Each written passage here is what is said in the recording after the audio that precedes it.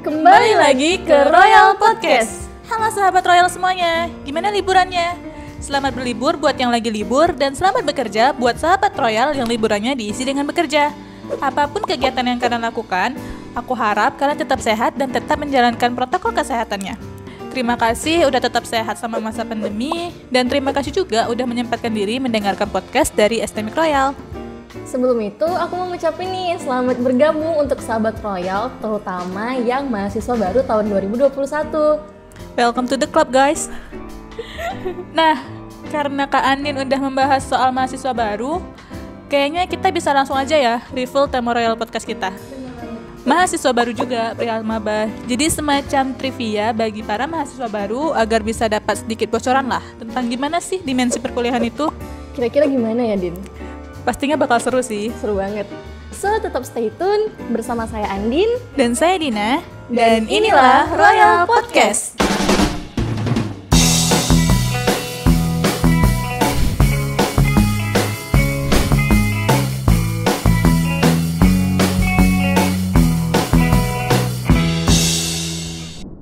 Ngomongin soal maba, boleh nggak cerita dikit gimana sih pengalaman Dina dulu waktu jadi maba? Pengalaman jadi maba ya. Pengalaman jadi maba itu waktu Dina kebetulan karena angkatan 2019, tamu 2019. Jadi waktu itu kan belum ada pandemi kan, Kak? Iya.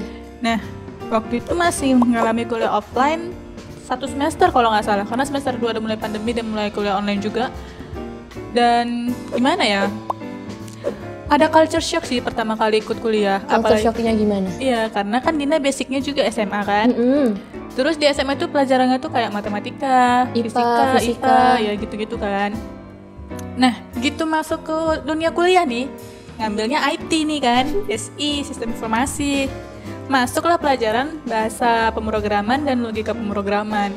Dimana itu mata kuliahnya full coding kan. Coding semua. Dan pertama kali tuh megang codingan gitu, jadi kayak ini apa sih ini ya Allah gitu kan, kenapa ada if else gitu. Dan seru sih karena memang diajari dari awal, cuman ya culture shocknya di situ. Masih inget banget tuh waktu pertama kali diajarin tuh kayak ngeblank gitu. Ini apa ya Allah, kok ada kayak gini, kok bisa gitu. Kayak gini, ini dari mana? Tapi gitu di run dan programnya jalan tuh kayak seneng, kayak ngerasa jenius gitu, padahal ya biasa aja gitu. Kalau kakak gimana pengalaman mabanya? Kalau aku kan Stambuk 2018 ya kan? Iya. Sempet beberapa semester juga kuliah offline. Dan sempet juga nih ikut event tahunan yang dibuat sama STMik Royal. Oh, Royal English Competition ya? Royal English Competition. Kan ada banyak tuh kan, ada spelling, ada writing, ada satu lagi public speaking. Iya, public speaking. Waktu kemarin aku sempet ikut yang public speaking tuh. Jadi gimana tuh ikut public speaking? Karena aku suka public speaking, memang sebelumnya suka, jadi kayak dan merasa tertantang juga sih, karena baru pertama kali ikut di kampus kan. Iya. Merasa tertantang, saingannya banyak, keren-keren banget. Saingannya banyak, Kak? Banyak, ada anak SMA juga. Oh, ada anak SMA juga? Anak SMA yang rame. Pasti berame banget tuh. Rame banget di kampus tuh, pas hari itu rame banget. Dan alhamdulillah kayak nambah pengalaman baru gitu di kampus, bisa ikut public speaking di kampus. Tapi sayangnya sekarang karena lagi pandemi kan, jadi ya REC di stop dulu. Tapi bentar deh, kayaknya REC di zaman Dina juga ada sih itu Royal English Competition gitu kan. Dan kayaknya sama peserta itu menang gak menang dapat ini ya, dapat sertifikat. Dan sertifikat itu bisa berguna waktu SKPI kan, gak ya? Iya, bener banget, pas di akhir nanti. Dan itu beneran seru sih, kalau Dina nggak salah ingat waktu menjelang REC-nya, dan di REC-nya itu kampus rame banget. Rame, bener-bener rame kan? Iya, rame orang ngedaftar, rame orang ini kan. Dan ya Dina berharap kedepannya ada lagi sih REC. Iya, karena itu kayak event akbar gitu. Iya, event akbar yang pokoknya mahasiswa Royal wajib banget ikutin. Iya, karena menambah pengalaman juga kan. Iya, bener. Dan mari kita berdoa pandemi segera berakhir, jadi REC bisa segera dilaksanakan juga gitu. Amin. Nah, cerita-cerita nih soal aktif kegiatan gitu kan. Kan kalau kakak ikut REC berarti termasuk mahasiswa yang aktif ikut kegiatan gitu kan, Kak. Jadi apa sih hal apa gitu yang harus dilakuin maba gitu supaya memulai kehidupan kuliahnya dan menyesuaikan gitu? Yang pertama kali itu yang penting tetap jadi mahasiswa aktif, tetap produktif kuliahnya nggak boleh tinggal. Event online ya? Ya, event online harus tetap banget. Terus selain jadi mahasiswa aktif, Iya. harus bisa manajemen waktu. Manajemen waktu. Iya, ini skill yang harus bisa dikuasai sama orang sih menurut Dina. Manajemen waktu buat apa kalau buat mahasiswa kan? Salah satunya kalau kita ikut organisasi. Nah, iya bener nih, di STMIC Royal juga banyak organisasinya kan. Organisasi banyak. HMPSSI, HMPSSK, HMPSSK, Gempar, terus UKMI, UKMI, Pramuka. Pramuka, BEM juga tuh. Jadi aku sempat gabung jadi anggota HMPSSI. Oh sempat. Sempat gabung waktu Wow. awal-awal dulu. Mm-mm. Jadi tuh kita tuh harus pandai-pandai buat manajemen waktu Mm-mm. antara kapan harus kuliah, Iya. kapan harus organisasi. Mm-mm. Itu sih yang paling penting. Dan ini sih ngomong-ngomong soal organisasi nih, di STMIC Royal kan seperti yang tadi udah kita bilang, banyak nih organisasi yang ada di STMIC Royal gitu. Iya benar. Nah, cerita organisasi ini pasti nggak lepas nih dari istilah kupu-kupu dan kura-kura gitu. Kuliah pulang, dan kuliah rapat nih. Menurut Kak Andin nih, gimana sih definisi dari kupu-kupu dan kura-kura gitu? Kupu-kupu dan kura-kura. Mm-mm. Kuliah pulang, Dan kuliah rapat. Berarti kan kalau kuliah pulang mahasiswanya nggak ikut organisasi. Mm-mm. Kalau kuliah rapat udah pasti ikut organisasi. Iya, Sebenarnya dua-duanya nggak ada bedanya ya, Din. nggak ada bedanya. Nggak ada bedanya, sama aja. Karena kan setiap orang punya prioritasnya masing-masing. Bener tuh. Jadi kalau mungkin mahasiswa yang kuliah pulang, mungkin dia punya kesibukan lain, ada kerjaannya atau ada hal yang harus dia lakuinnya. Berarti dia nggak ikut organisasi. Tapi kalau misalnya kuliah rapat, berarti memang anaknya hobi organisasi gitu. Kalau kayak aku, ya aku sendiri suka organisasi, makanya dulu sempat gabung di HMPSSI. Kalau Kak Andin tuh prefer mana sih antara kupu-kupu dan kura-kura? Karena kan ada stigma kayak gini sih. Ih, kuliah pulang sih. Manfaatin dong tuh kuliahnya ikut organisasi gitu. Padahal juga waktu dia kuliah pulang pasti ada kegiatan lain kan Bener. gitu. Kalau Kak Andin prefer mana? Dulu waktu masuk kuliah pagi, aku lebih prefer ke kuliah rapat. Lebih prefer ke kuliah rapat lah ya. Karena dengan aku gabung organisasi, aku tuh dapat ilmu baru yang aku nggak dapet di kelas. Contohnya? Contohnya, basic kita sama-sama basic SMA nih. Iya. Aku dapat ilmu baru tentang pemrograman dari kakak tingkat. Terus selain itu dapat skill-skill baru kayak skill public speaking, skill leadership itu juga dapat dari organisasi gitu. Berarti kalau di organisasi lebih ke nambah soft skill-nya lah ya, kayak benar. public speaking, Nambah relasi leadership, juga. ya, dan gimana kita menjalankan teamwork gitu kan, karena di organisasi juga butuh kerja tim kan. Benar. Nah, biasanya nih ada stigma kayak gini, bukan biasanya sih, memang stigma kayak gini tuh ada di seluruh kampus di Indonesia. Kalau kita terlalu fokus di organisasi, biasanya nggak bisa lulus tepat waktu. Pernah denger dong Kak stigma kayak gini? Sering banget. Nah, menurut Kakak gimana sih? Mana yang lebih penting antara akademik dan organisasi gitu? Akademik sama organisasi, sekali lagi sama-sama penting. Sama-sama penting. Kalau karena itu tadi kita tuh di organisasi dapat kayak tadi kan soft skill, hard skill baru yang nggak kita dapat di kuliah. Karena saat kita mau masuk dunia kerja, Iya. yang ditanya tuh nggak hanya IP, nggak hanya nilai akhir kita tuh berapa gitu. Apa sih yang bisa kita lakuin buat suatu perusahaan itu? Tuh, itu pentingnya sih. Terus Dan Dina juga mau nambahin sih Kak, sebenarnya antara seperti yang Kakak bilang gitu, akademik dan organisasi itu penting. Tapi kalau menurut Dina lagi, kita harus bisa memprioritaskan. Karena kadang kan ada nih kegiatan organisasi yang bertabrakan sama jadwal akademik. Pasti udah sering denger dong kasus-kasus kayak gini gitu kan. Dan kalau misalnya ada kejadian kayak gitu, gimana nih Kak? Bagi saya organisasi penting, tapi akademik juga penting dan jadwalnya bertabrakan gitu. Kalau menurut Dina, kalau yang kayak gini, kita harus milih yang lebih kita prioritasin sih. Iya nggak sih Kak? kita harus punya list apa yang harus kita lakuin pertama, kedua, ketiga dan seterusnya. Dan list ini juga bisa berfungsi sebagai manajemen waktu kita Iya kan? bener, ngebantu banget buat manajemen waktu. Jadi kan ngomong-ngomong nih soal akademik dan organisasi kita tadi udah kita bahas sedikit lah ya. Kalau mau lebih lengkapnya mungkin terutama nih buat teman-teman yang tertarik sama HMPSSI atau HMPSSK bisa dengar podcast-podcast kita yang lalu Iya, nih. podcast sebelumnya Yang kita ngobrol bareng ketua-ketuanya organisasinya gitu kan. pokoknya scroll aja dah ke bawah. Scroll aja dah di bagian IGTV tuh biasanya ada tuh podcast kita. Nah, kita kan hari ini ngomongin akademik nih. Dan kalau kita ngomongin soal akademik, itu nggak akan lepas dari IP. IP. IP, indeks prestasi gitu. Menurut kakak nih, IP itu penting nggak sih?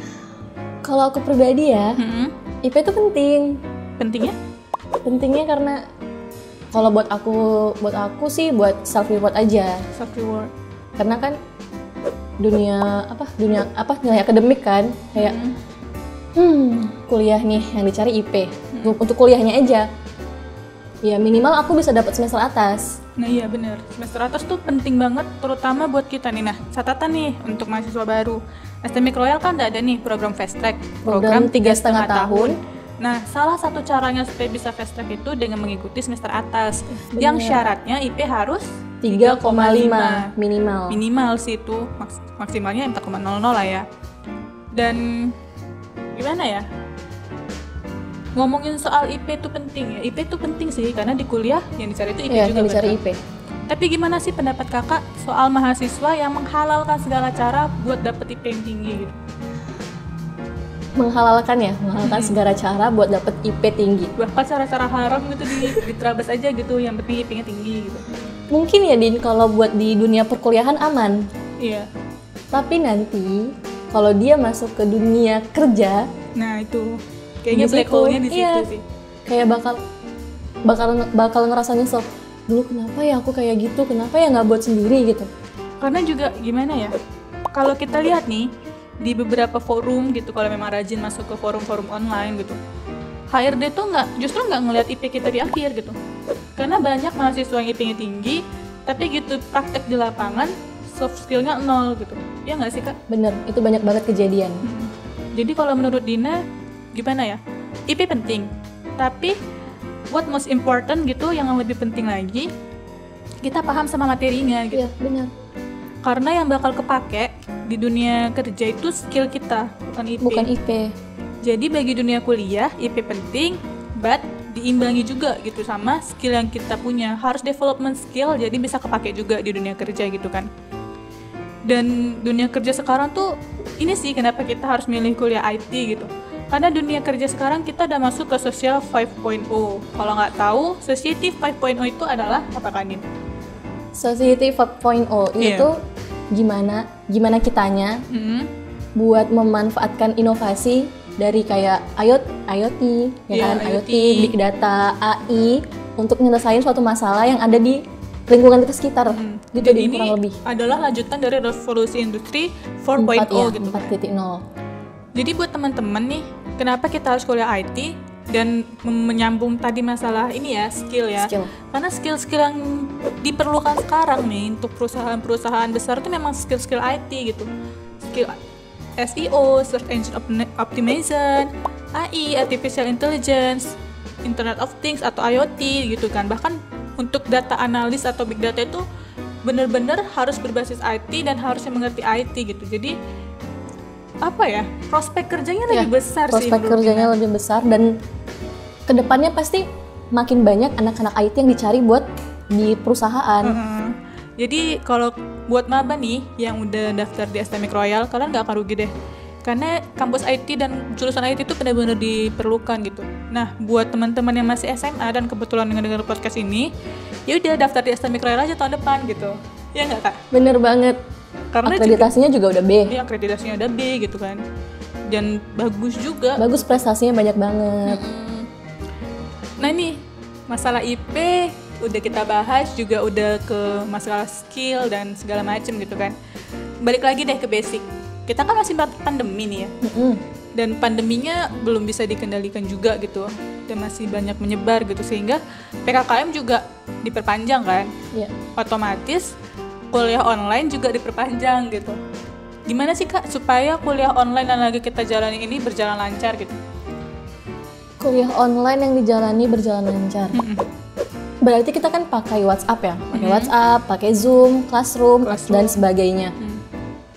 Ini tadi mahasiswa tuh nggak boleh apa ya? Nggak boleh cuek ya? Ya, nggak boleh cuek sama dosennya. Saat dosennya ngasih materi, nggak boleh apatis. Minimal tanya jawab deh, diskusi perihal materi yang dikasih dosennya hari itu. Jangan cuman rame grup itu pas absen doang. Nah ini nih sering kejadian nih di kelas Dina juga, nggak kelas Dina doang sih, kayaknya hampir rata-rata semua kelas ketika absen tuh rame. Muncul semua tuh. Iya. Ting ting ting ting ting ting. Udah dikasih materi, disuruh nanya nih apa yang belum jelas, grupnya sepi gitu. Hilang semua. Tapi kalau di grup kelas Dina, alhamdulillah ada sih beberapa yang nanya gitu kan. Cuman kebanyakan nih yang Dina tahu, kayaknya sepi, jarang ada terjadi diskusi tanya jawab gitu. Jarang banget, Din. Jarang banget. Dan kalau untuk teman-teman maba nanti, kalau udah masuk dan kebetulan masih kelas online gitu kan, banyakin deh tanya gitu. Karena juga masih baru kan, Kak? Iya, masih baru. Masih banyak yang harus digali dari ilmu-ilmu yang belum kita dapat waktu SMA gitu. Dan jangan punya mindset kayak gini ya. Mindset kalau misalnya kita nanya dosen tuh, ih caper banget sih gitu. Iya, nggak boleh. Itu harus mindset dihilangin. yang banyak banget tuh ada di kepala seorang mahasiswa gitu.